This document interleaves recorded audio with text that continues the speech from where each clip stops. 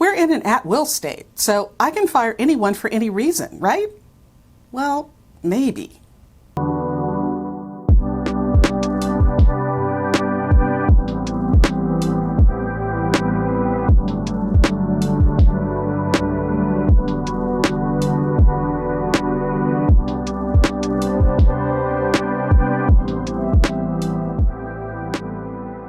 Hi entrepreneurs, I'm Vicky Brown, and you're in the right place if you want to engage your team, boost your business, and grow your leadership muscle.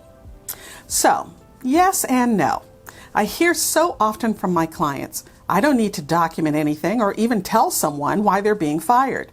We're in at-will state, so I can just let them go, right? Well, first of all, what exactly does at-will mean? It means you have the right to terminate someone's employment for any or no reason, at any time, with or without notice. And by the same token, the employee also has the right to terminate their employment for any or no reason at any time, with or without notice. By the way, be careful about this notice section, because you can easily set yourself up for a required notice period. For instance, in California, if you have something in your policy or offer letter like your employment is at will, meaning we can terminate you at any time, and then it's followed by, should you elect to terminate your employment, we require that you give us a minimum of 2 weeks notice, etc. Well, that little sentence may have accidentally required you to give 2 weeks notice of termination as well. Now, that may not be true in your state, but it's something to be aware of and discuss with your HR professional or labor attorney.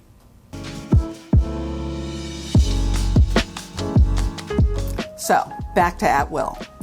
In most states, all employees are considered to be at will. That is, unless they have an employment contract. That's one of the reasons we always recommend our clients provide an offer letter to new hires and not use an employment contract. Except for those very senior or critical employees, they want to make sure that they'll remain with the company for a given period of time. Honestly, I even discourage our clients from referring to offer letters as employment contracts, because they aren't. They're just a confirmation of the terms of employment. You know, things like start date, title, who they report to, pay, etc. Providing an offer letter, of course with an at-will statement in it, makes sure that it's crystal clear that the person's employment is considered at will.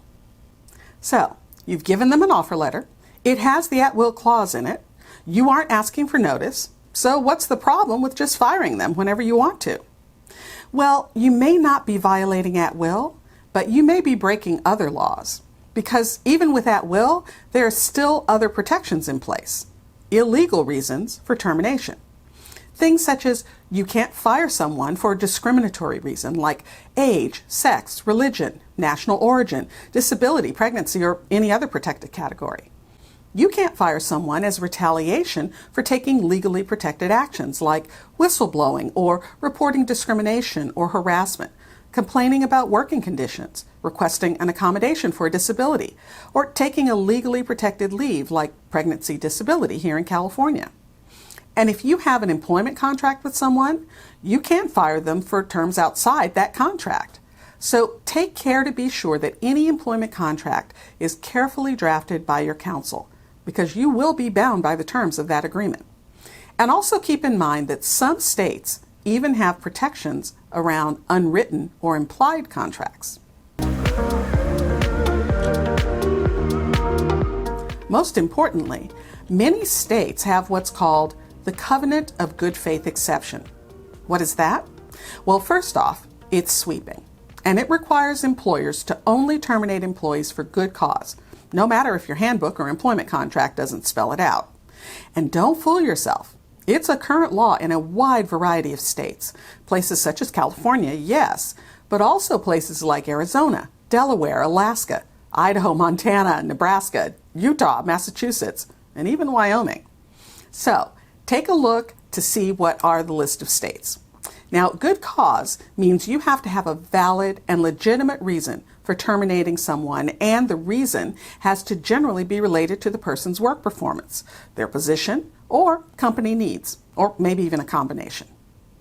But beyond all that, let's say you have cause, or you're in a state that doesn't recognize the good faith exception. you still have to be careful because you may be called upon to prove that you didn't fire them by breaking one of the other requirements like discrimination or retaliation. So see, it's not really as simple as I can fire you for any reason at any time. There are a host of things to think about before terminating someone.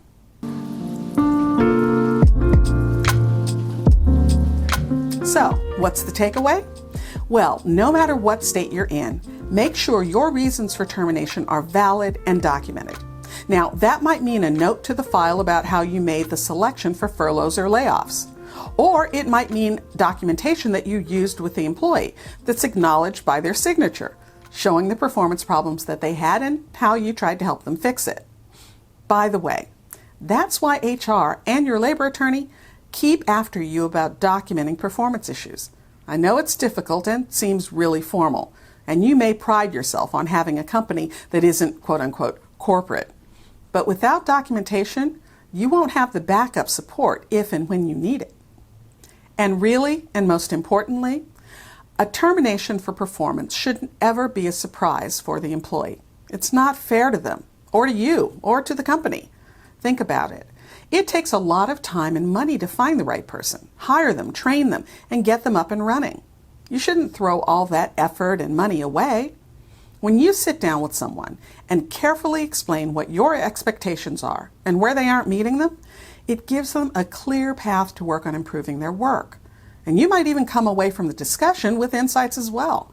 Maybe you need to amp up the training, or maybe the job has too many tasks, or maybe they're perfect for a different role. You won't know until you have that discussion.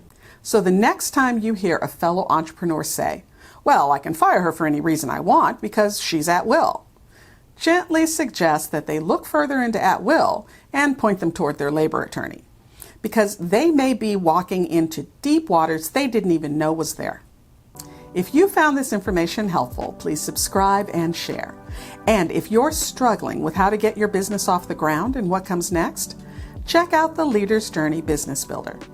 I designed this completely free video series to help you with figuring out who your customer is and where to find her, how to sell without selling, how to package and deliver your service, and much more. Check it out by using the link leadersjourneyexperience.com. And remember, your inspired leadership is the secret sauce to having a high-performance team and a wildly successful business you'll love. I'll see you next time on Leader's Journey.